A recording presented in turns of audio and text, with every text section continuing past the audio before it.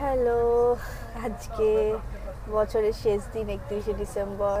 I hope তোমরা সকলেই খুব এনজয় করছো, সবাই হয়তো খুব ব্যস্ত আছো, এদিক ওদিক ঘুরে বেড়াচ্ছ। আর আমি ট্রেনে রয়েছি, এটা আমার সিট। কোথাও যাচ্ছি না, অ্যাকচুয়ালি ফিরছি।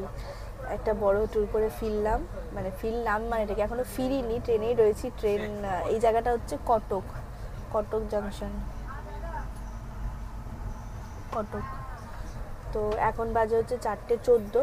কটকে ঢোকার কথা হচ্ছে 12:30টার দিকে। হ্যাঁ, 12:35 হচ্ছে রাইট টাইম কটকে, এখন বাজে 4:14, এখন ঢুকছে কটকে। কত লেট! আর এই ট্রেনটা হাওড়া পৌঁছানোর কথা হচ্ছে 8টার সময়। জানি না এই বছর ট্রেনটা হাওড়ায় পৌঁছাবে কিনা, আমি হাওড়ায় পৌঁছাবো কিনা, না আগামী বছর 2024 নতুন বছরে আমি হাওড়া পৌঁছাবো। তো কুইক আপডেট এইটুকুনি ছিল দেওয়ার, যে তোমাদের সবার নতুন বছর খুব ভালো কাটুক এটাই চাইবো, আমারও খুব ভালো কাটুক এটাই চাইবো। এই বছরটা যাই হোক আমার সেরকম খুব একটা ভালো কাটেনি, সমস্ত দিক থেকেই বলতে পারো কাটেনি। আর বছর শেষে খুবই, মানে কি বলবো, অনেক বড় আর একটা খারাপ কিছু ঘটেছে লাইফে।